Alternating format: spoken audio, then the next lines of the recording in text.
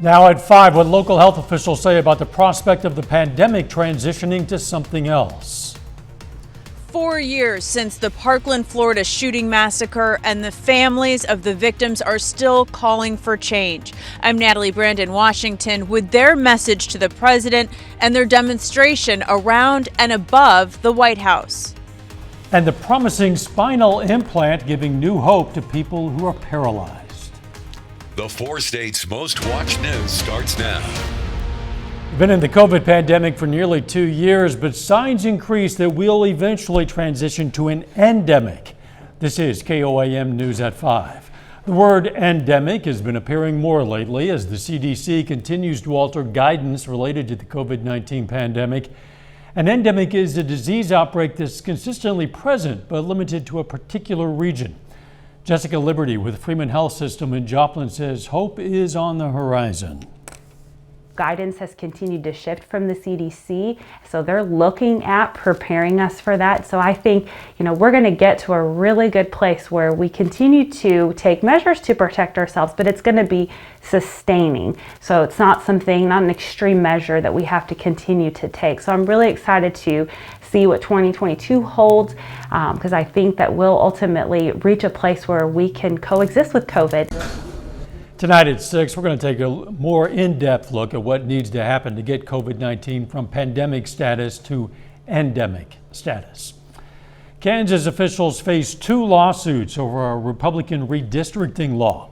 The lawsuits filed today challenge a map that costs the state only Democrat in Congress some of the territory in her district. A team of attorneys filed a lawsuit in Wyandotte County District Court. The American Civil Liberties Union of Kansas filed another shortly afterward. The lawsuits argue that the map enacted last week is unacceptable because it splits Kansas City, Kansas, and decreases the number of minority voters in U.S. Representative Sharice David's district. Republicans reject those criticisms.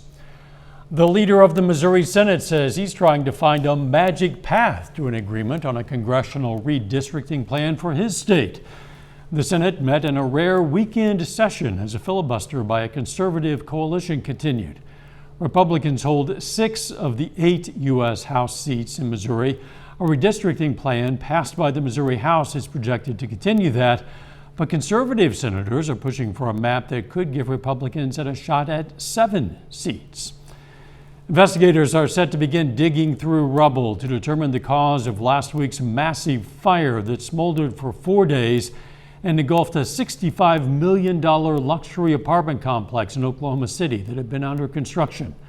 No injuries were reported. The luxury apartment complex had been scheduled to open sometime in the spring.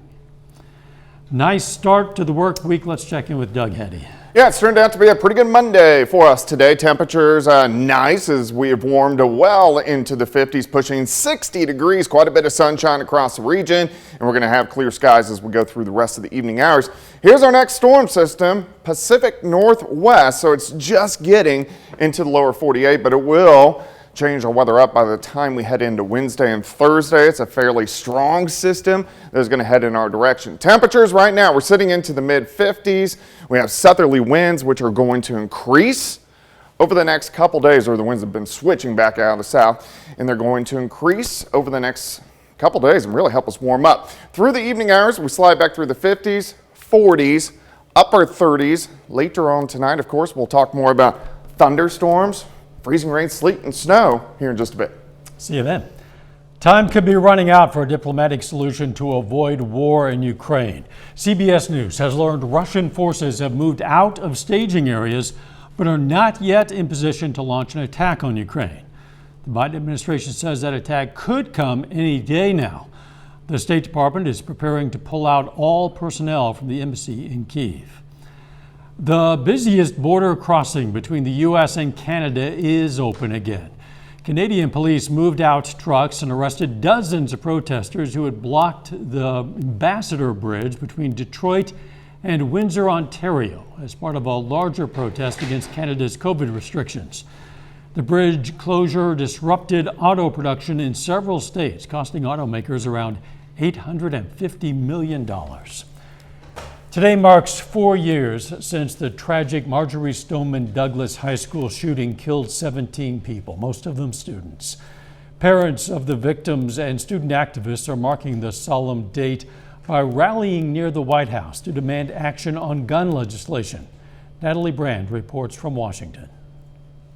Atop a crane 150 feet high near the White House, Manuel Oliver, who lost his son in the mass school shooting in Parkland, Florida, delivered a message to the president. I asked for a minute. Who's Joe Biden? A month ago. The father of victim Joaquin Oliver hung a banner demanding gun legislation 4 years to the day that 17 students and staff were killed at Marjorie Stoneman Douglas High School. Later, Oliver climbed down from the crane and was temporarily taken into custody by local police. Patricia Oliver, who traveled with her husband to Washington, says her family wants to see action. I would like to see changes that improve our safety. Recently, there's been an uptick in gun violence at schools in the U.S. According to Education Week, there were at least 10 incidents this year, killing or injuring 19 people. In 2021, 34 school shootings were reported, with more than a dozen people killed. President Biden released a statement saying he mourns with the Parkland families and has called on Congress to pass gun safety legislation and additional funding for programs aimed at reducing violent crime. Recent bills aimed at strengthening the nation's background checks and gun laws have stalled in the U.S. Senate. Every day remind us the pain, and that's why we decided to be where we are today. Joaquin Oliver's family says they won't stop working until there's change. Natalie Brandt, CBS News, Washington. Former student Nicholas Cruz pled guilty to the Parkland shooting. He faces life in prison or the death penalty when his sentencing trial begins in April. Still ahead, dealing with heartbreak. Valentine's Day can be difficult for those who experience a breakup or loss. I'm Danya Backus with a look at how one woman created a support group for the brokenhearted. And next in Health Watch, the promising implant helping some paralyzed people. Hi, I'm Scott. Topping today's Health Watch, the CDC has updated the checklist for developmental milestones for babies and young children for the first time in years. Benchmarks include smiling for the first time and taking a first step. The changes are expected to make it easier to identify delays that could be a sign of autism or developmental disorders that could benefit from early intervention. Women who have sleep apnea both during pregnancy and in the first several years after delivery are 3 times more likely to develop hypertension than pregnant women who didn't have issues breathing at night.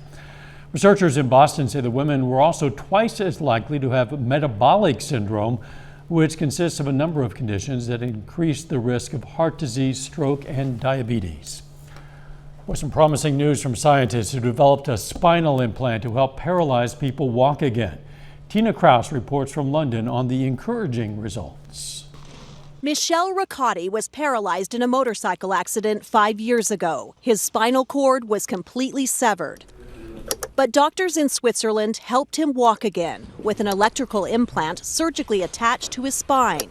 Using a remote control, the device sends signals to activate his leg muscles. I stand up, I walk where I want, alone. I can do the stairs.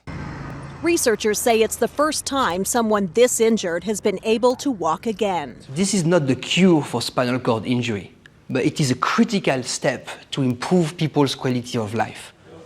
David Imsey was one of the first patients to receive the implant after being paralyzed in a gymnastics accident. Here he is trying it out nearly 5 years ago. 2. He's made huge strides since then. Ready, set, go. At his home in Zurich, he's now a father, racing with his 1-year-old daughter Zoe. It's the first time I've been walking with her in that way. She with a baby walker, I with my walker. Ah, you're too fast, Zoe, wait for me. She even beats me without the walker, so it's a bit embarrassing.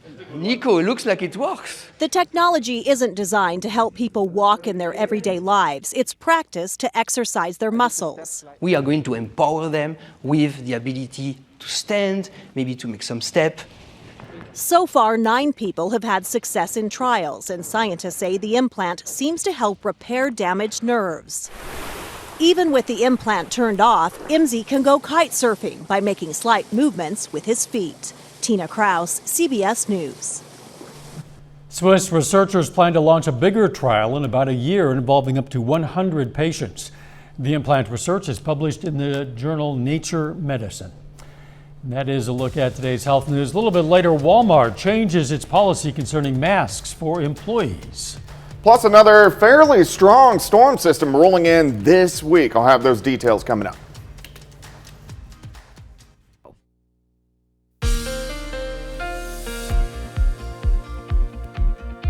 Well, it turned out to be a nice start to the work week. We had a pretty good weekend, Valentine's Day. Temperatures pretty good for us today as we have gone into the upper 50s. 4 highs, plenty of sunshine. Great shot, Indigo Sky Casino and Resort, of course. Indigo is just outside of Seneca, Missouri, but it looks pretty good.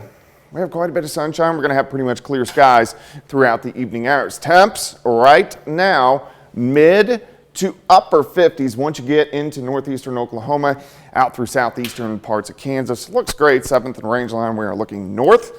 Currently 56 northeasterly winds. They're going to switch around to the south at 5 to 10. Humidity is bone dry at about 29%. Through the evening hours, we slide back through the 50s, 40s, upper 30s for overnight lows, which isn't too bad. We actually warm up a little bit more over the next few days. Clear skies, nothing is going on here, so let's widen the aspect. Most of the central plains looking pretty good. Let's go west. You can see this storm system right across the Pacific Northwest. This is our next system that is going to drop into the southwest and then right out into the central plains by the time we head into Wednesday and also on Thursday. Now, until then, we look pretty good. Temperatures upper 30s tonight. We may rise a little bit toward dawn as those southerly winds start to increase. Most of the day we'll have sunshine. Clouds will start to pick up, especially late in the day, but temperatures look fantastic. 38 to start, 61 by noon. Look at that, a high temp of 66. For tomorrow afternoon, south winds at about 10 to 20. Gusts are going to be higher than that. The air mass is pretty dry, so we do have a red flag warning, which is going to be out parts of Oklahoma and Kansas, meaning you just don't want to burn with the atmosphere so dry. Clouds increase tomorrow night. We may get a few random showers in here by Wednesday morning. On and off light showers throughout the day on Wednesday, back into the 60s. Wednesday evening, thunderstorms start erupting. Some of these could be strong, even low-grade severe, especially in our southern counties. So something we want to watch for Wednesday night into Thursday morning. Here's 1 a.m. You can see our northern counties start to switch to rain and sleet, kind of a rain-sleet mix. And then by Thursday morning, that rain-sleet line will start to push off toward the south. In the blue, a little bit of snow kicks in as we go into the daytime hours on Thursday. But majority of this system, for most of us, 75% of it is going to be rain. Here's 10:30 on Thursday. We finish with some light snow, but the heaviest snow should stay just to our north. So let's look at our timeline here. We're going to start 6 a.m. on Wednesday. Light rain all day, moderate rain Wednesday evening, heavy rain into Thursday morning. We switch to sleet, and a little bit of light snow should be out of here by the time we head into Thursday evening. Snowfall amounts, this system's kind of bobbing back and forth, so I'm going to keep it real light right now. Along the north of I-44, light sleet and snow accumulations. That's most of us, so when I say light, inch or less. 3+ inches sleet and snow in our northwestern counties, but something we want to watch over the next couple days. 66 tomorrow, 63 Wednesday, we drop into the 20s. On Thursday, good news here is the cold air doesn't last long. We're back to 62 by Sunday. That is good, but boy, quite a change in the next few days. Yeah, it's going to be a nice ride. Thanks, Doug. Coming up, help for overcoming a broken heart. First, though, we recognize a local veteran of the Vietnam War. Charles Mallums served in the U.S. Navy aboard the USS Bennington. The Weir, Kansas native was part of an aviation ordnance unit. And we're proud to salute Charles Mallums, a 4-state hero. Topping today's Consumer Watch, Walmart is making a major change to its coronavirus policies. The retail giant will no longer require fully vaccinated workers to wear masks in stores unless they're mandatory under local or state rules. Change also affects Sam's Club workers. Unvaccinated workers still do have to mask up. The U.S. has suspended all Mexican avocado imports. Mexico's Department of Agriculture said the move came after a U.S. inspector received a threatening phone call. At the time, the inspector was in Mexico to review packing plans. Both countries said they're working to ensure workers' safety and resume avocado shipments. Super Bowl Sunday was the biggest day for sports gambling of the year. Since 2018, sports betting has been legalized in more than 24 states. The American Gaming Association estimated that more than 31 million Americans placed $7.6 billion in bets this year. That is a record. Buyer beware when looking for love online. The Federal Trade Commission says online romance scams are growing. Last year, that type of fraud hit a record high, with people reporting $547 million in losses. The FTC says the average person lost $2,400. And over the past 5 years, people have forked over $1.3 billion to romance scams. This Valentine's Day may not be a happy day for those who've gone through a breakup or experienced loss, but a group called Heartbroken Anonymous offers support for those who need it. Danya Bacchus shows how. It was hearing stories of heartache and then her own experience. I was having nightmares, I couldn't sleep, I didn't want to eat, I developed a rash. That led TV producer Naz Perez to create a support group for the brokenhearted. This concept of how we're more willing to tell strangers how we actually feel was like this light bulb that went off in my head. Hello everyone, my name is Naz and I started Heartbroken Anonymous in 2017. Heartbroken Anonymous, or HBA, provides a safe place for people to be vulnerable. My current heartbreak is just realizing that my life is not turning out at all how I thought it would. From breakups to the loss of friendships, jobs, and death. I fell in love with my best friend. Each participant has an uninterrupted platform to express whatever is on their mind to an audience of those who can relate. Having people around you that support you and are going through something similar, that's very powerful. Psychotherapist Robin Siegel says groups like Heartbroken Anonymous provide a valuable service to participants. They're validated in that loss.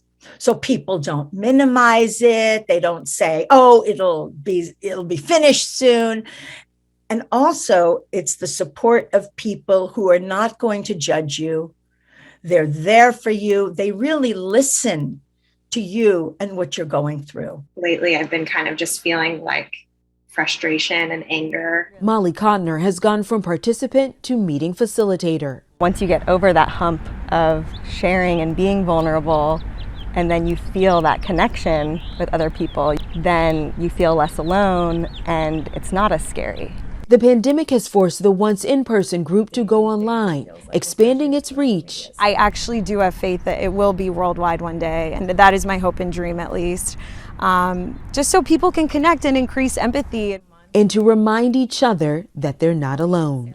Danya Bacchus, CBS News. You can find more information about the group by logging on to heartbrokenanonymous.com. Final check of the forecast next.